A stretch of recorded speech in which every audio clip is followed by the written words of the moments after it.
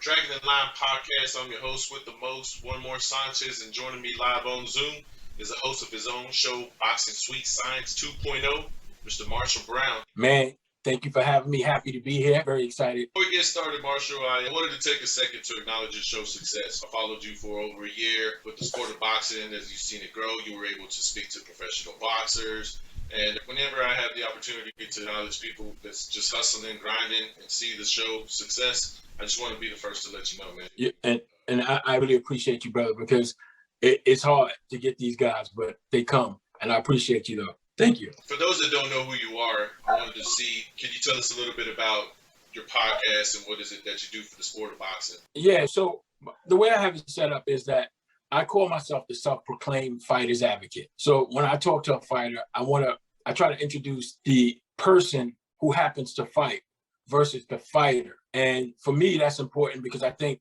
once people hear the story of the person, they connect to the fighter. Some people genuinely just connect to the fighter.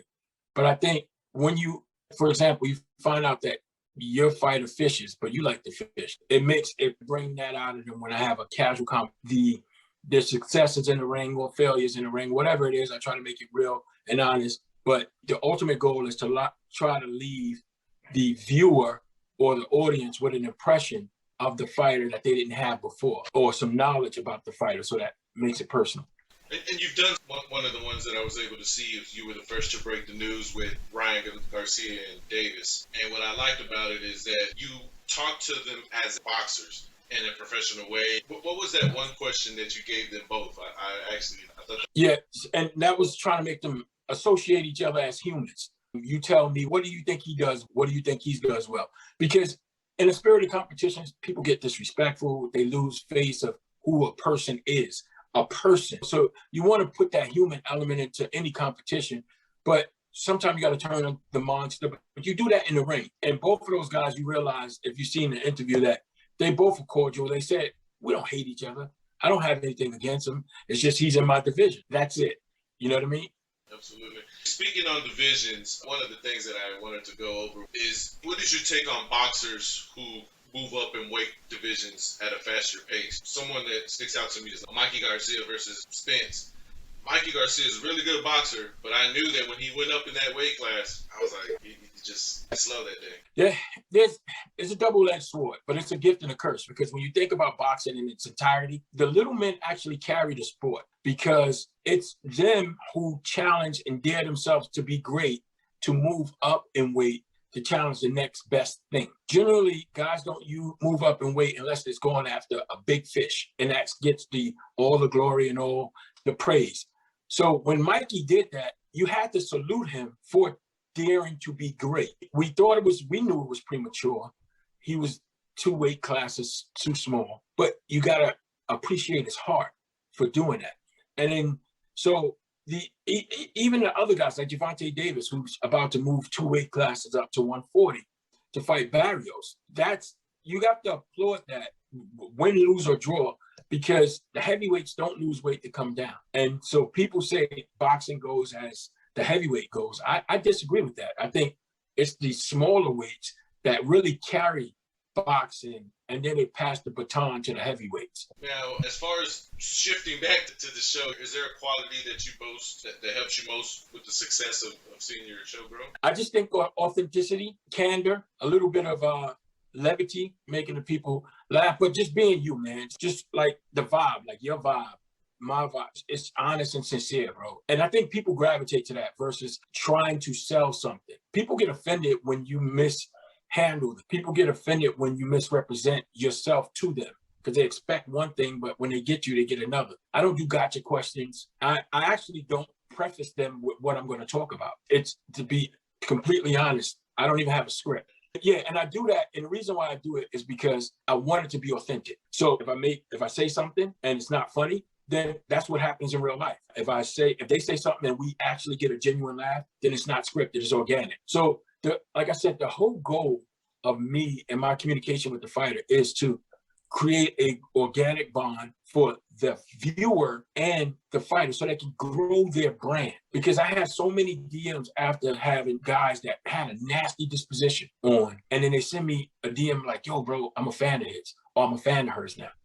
That to me is success. Not for me, but for the fighter. Professionally, because you go live when you talk to these people, and you said there's no script. Do butterflies come in? Like, how do you maintain that composure? This is crazy. Somebody asked me this question before. I'll tell you a quick story. When I was younger, me, my cousin, and my brother, we played hooky, and we went to a store in New York City. I'm from Brooklyn, but it was a Walmart that was doing a grand opening, and they had Sugar Ray Leonard. Everybody was online, and I was a fan of Sugar Ray Leonard, but everybody was on the line waiting to see Sugar Ray Leonard. But when I got there, it was just like, yo, what's up, man? How you doing? I felt like I was supposed to be there. So I've never, and I'm telling you the story because I never felt like somebody was bigger than me. So I never had jitters. Sometimes I question myself, why don't I? But I never had a jitter and say, you know what? Damn, I'm going to talk to this person. It's never been that way because I feel like you're a human first. I approach you as a man with respect because that's paramount. A man with respect who happens to do something excellent, or a woman with respect that happens to do something great. And I celebrate that success. But I never put a person on a pedestal because you'll always be disappointed. So I approach them with that.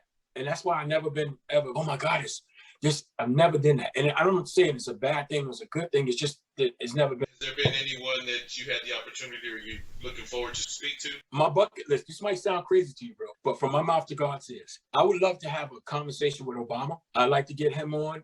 Lennox Lewis is another interesting guy that I would like to talk to. I met Mike Tyson a few times. I talked to him, but I never had a real open, candid conversation. He would be a great conversation because he's a wealth of knowledge. He's a boxing encyclopedia. Like, his knowledge is beyond the realm. And yeah, you don't know who's I haven't heard of his name. He's one of those guys. He's very interesting, a humble guy, but I think he has a lot to offer that he saves for his family. But I think people, if they got to know him, would be really inspired by what he was able to accomplish. Because you get a lot of fighters who get the praise for being undefeated. Andre Ward, Floyd Mayweather, but they don't mention him. He's in that exclusive club of undefeated world champions who's retired with their P's and Q's and all that stuff. So it's an interesting, I would like to see why or how he feels about not being mentioned. And this was during the time when he was promoted with HBO. I just remember he would fight in England. I think he only fought here once or twice and then retired. So he left on the top when there was always like, where's Joe Calzaghe, or was it Left Hook Lacey? Yeah, he destroyed Jeff. Yes, he destroyed Jeff Lacey. And that was the epitome for me. I've always said there's gold in fundamentals, in boxing fundamentals. I'm an engineer by trade, right? I'm a civil engineer, and everything has to add up. 2 + 2. I have to make everything make sense. So the science behind the fight, I was always intrigued with the hit and not be hit. How do you make that work? How does that look against a guy who has pure aggression and power? And it's chess versus checkers. And the guy that mastered the fundamentals typically win the fight because they have self-control, they have poise, they have ring generalship, and they can avert the aggression or the aggressor, and they know how to counter that and make them pay for what they do. So I've always been, that's why my name, and I own the name, I incorporated Boxing Street Science 2.0, is because the science behind boxing is what I'm gravitated to. Now, touching on that subject, the art of boxing, and I would say just for the fans, for the average fan, I don't think they appreciate that part of boxing. I think what they look at is knockouts. I think that Floyd Mayweather did it best. Studied the game, woke up every day, 24/7 boxing. I think that had he would have knocked somebody out like Triple G, because Triple G has those numbers, more people would have been respect. But what's your take on a sport like that? Because it's not easy to knock anyone down, no matter what weight class. It's not like growing up in the 80s where it was everyone was just thinking that heavyweight and that one lucky punch. You don't see a lot of knockouts as often. And what makes boxing so amazing, right, is if you look at science and engineering, it's many ways you can get to 4, right? 1, 4, 2 + 2, 3 + 1. There's many ways. And the same way, there's many ways you can win a fight. You don't have to knock everybody out. The sweet science dictates that you can actually win a fight on points. There is no size disparity in boxing because the science made it even. You ever look at a guy and be like, damn, why are you fighting that guy? He ain't scared. He too tall. His arm's too long. But the science that's involved, who masters that science can master the ring. So for me, Triple G has always been, I have nothing but respect for the man that got up and did what he said, but he's never been, and people used to hate me for it, he's never been a monster that they made him up to be. I think he was a media-made man. Because, again, remember what we talked about in the beginning, how fighters historically move up in weight and they challenge themselves. Canelo, 147 all the way up to 175. Terrence Crawford, 130, 147. Big, small men do big things. He's comfortable, and the true boxing enthusiasts will understand Marvin Hagler never left this weight class. But if you look at per capita, the value and the caliber of fighter he fought versus Triple G, it just doesn't add up. So you would expect a guy like Triple G, who has that devastating punching power, it should be able to translate if he went up to 168, 175. But it hasn't. We don't know that because he hasn't. So those, for me, I think the smaller guys really did take boxing, and knockouts sell boxing, but the sweet science will always have a place in boxing, even though fans hate the sweet science. They call Floyd a runner. They didn't understand that. They don't appreciate that, but that's how it is, man. It's one of those with an improved point when it was, what is his name, McGregor and Mayweather. I was like, don't compare. Like, the people, I was like, you cannot compare all day. Like, it's not even, it wasn't even a sport. I watched it, but the fights, like exhibition fights that are coming up right now, do you think it's changing in professional, meaning like Cotto and Marquez? What is your take on that? My gift, I think it's a gift and a curse. We can harken back all the way to Floyd Mayweather and blame him for this. He went out to Hong Kong and beat up that young guy, and he made $9 million. So you got these guys that's sitting home, and I'm saying either one of them are financially scrapped, but if you're still in shape and you have the itch, and you don't have to go a full 10, 12-week training camp just to do an exhibition, and you can make easy money to do an exhibition, then do it. That's what they're going to do. But now there's a second thought to that. For me, if you're capable of fighting, fight. Don't call it an exhibition. Go out there and do what you do. Win, lose, or draw. Put it all on the line. If you feel the urge to do that. The exhibition and the celebrity boxing matches, and I know you was going to get to that, but all of those things, I think really is too many chefs in the kitchen, and it's spoiling the pot. Especially when it comes to the promotion, and somebody like Terrence Crawford is some opportunity where he's looking to fight the best, but because he's not in the same promotion, like Top Rank or Golden Boy, that's the one thing that I wish that the sport was very different. I wish that it was just fight. It's hard because it just comes down to the money. Sometimes I think the promoters are all about the money, which that makes sense, but the boxers and the fans in the sport is what I feel is missing. That's that missing piece of that pie that needs to be changed. I did a survey before. I asked a lot of my followers, I asked them, what is boxing a business or is it a sport? And a lot of people, what really surprised me, thought it was a sport. And the reality is boxing is a business, even from the amateurs to the pros. And it will run itself like a business. And the sport will always take care of itself.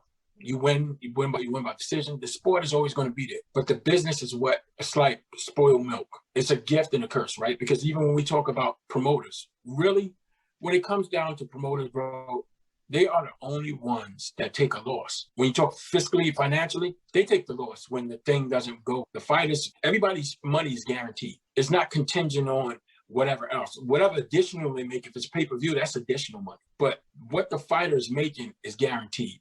What the referee, the judges, all of this money is being paid by the promoter. So they're the only one that when the fight is not a success, the networks lose because they put up the money as well. So you get this kind of picking because they want the best. They want the best for their return. But I believe that if you and I were network execs, boxing would be on the top, because I think the higher you go, I don't know if like in different careers, the higher you go, the less. If you're in a corporate career, the people at the CEOs, they don't know what's going down on the low level. They just started the business, but they left it. It's the same thing that happens with the network execs. They have a disconnect. They really don't understand what's happening and what the streets want to see. And so they go with what the money map that makes sense, the bigger name, let's put them together. But the streets know the competitive 50-50 fights. And so that's where I think of that. Now, what happened this weekend with Thriller, the whole concept boxer entering. I don't know what I was watching. I sat, I don't know if you follow my social media. You see me, I was protesting it hard. And I still have this feeling because I know what it is. I personally donate money to fighters. I personally donate my fighting gear, my apparel. I help fighters pay for fights, to get ranked. It's not anything official. It's just something that I do because I know what it is. I know what it is to put on somebody's equipment and feel like sweating your hand, or somebody else is smelling like rubber.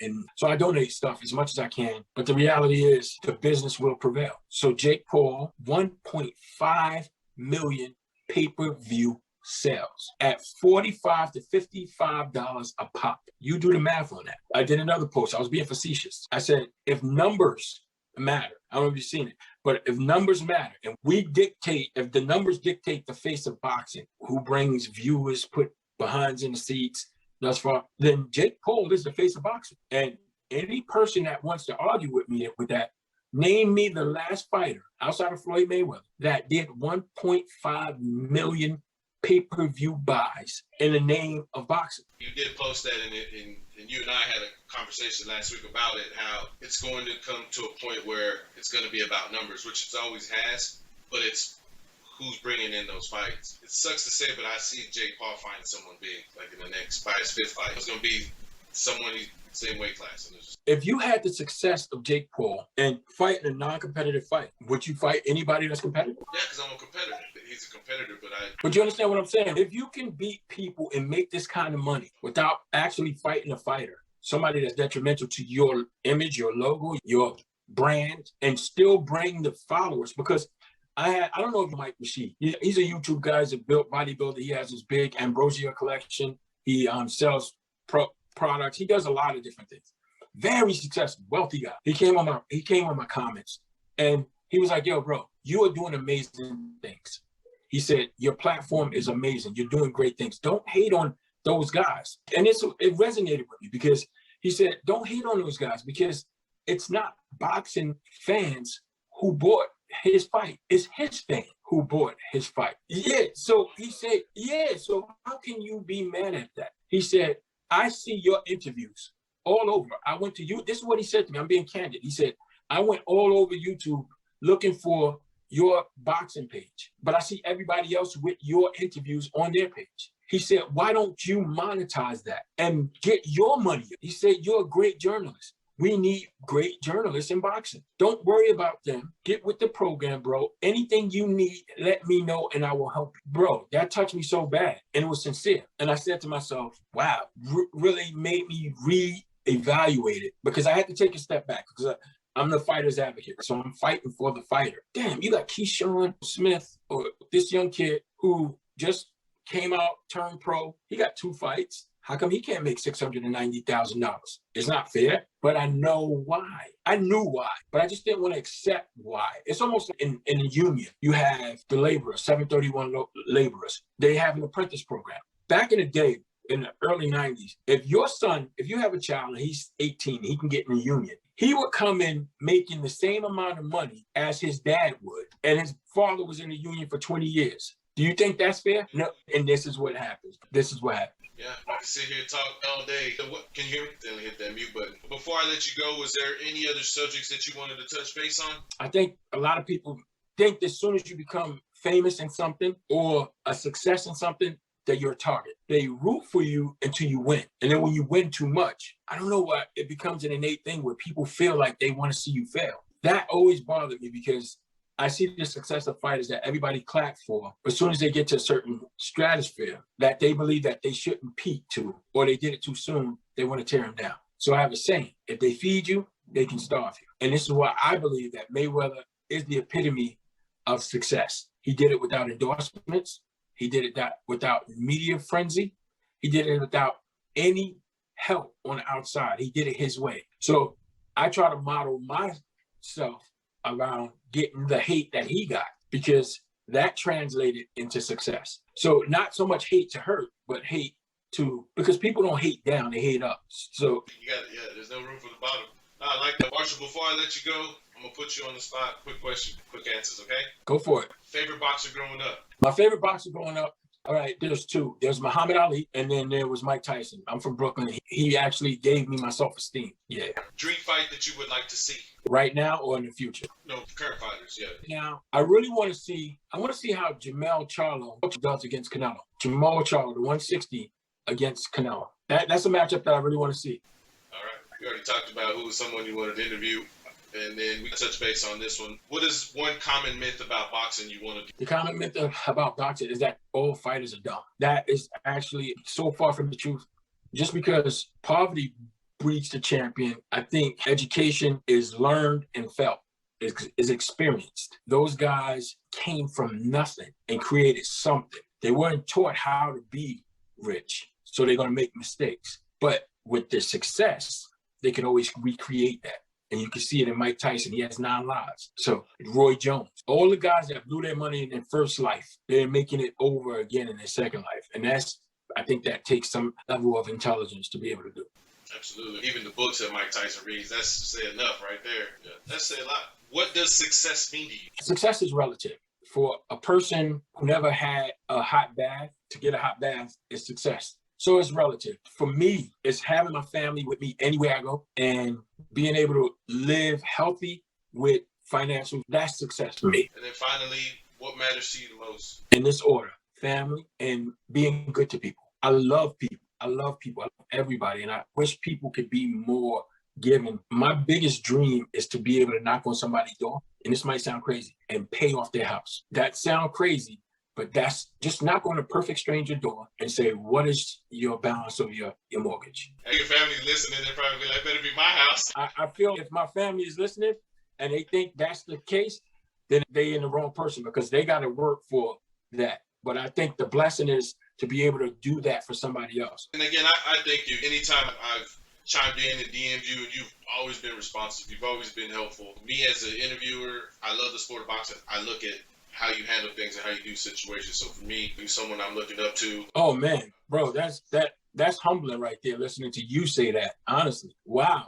that's really crazy. But I appreciate you, bro. I told my kids, I said, yo, somebody's actually interviewing me today, and he was like, get out of here. But for me, it's honored because even on my birthday, I don't expect things. I don't like attention.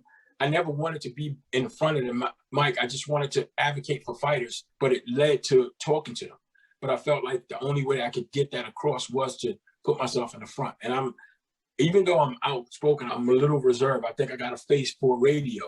You know what I'm saying? So for me, it was better. It's better to be behind the scenes versus in front of the camera because I think the fighter should get the paramount attention because they're doing all the risk. But it just comes with the territory. We have to do this. So it's what it is. But I really appreciate you, bro. You are amazing. And I thank you. And I wish you nothing but success. And anytime, anything, if you need a reference from me to a fighter, to let me know, bro. I'll get them on to you and I'll hook you up. Anything, bro. I think one day you're going to be in Dallas. We'll catch up and go watch the fight. Oh, for sure. For real. We definitely going to catch up. Yes, sir. And we're going to have a good time, man. I appreciate you, bro. Thank you, man. Appreciate it. You have a good night. You too, bro. Thank you.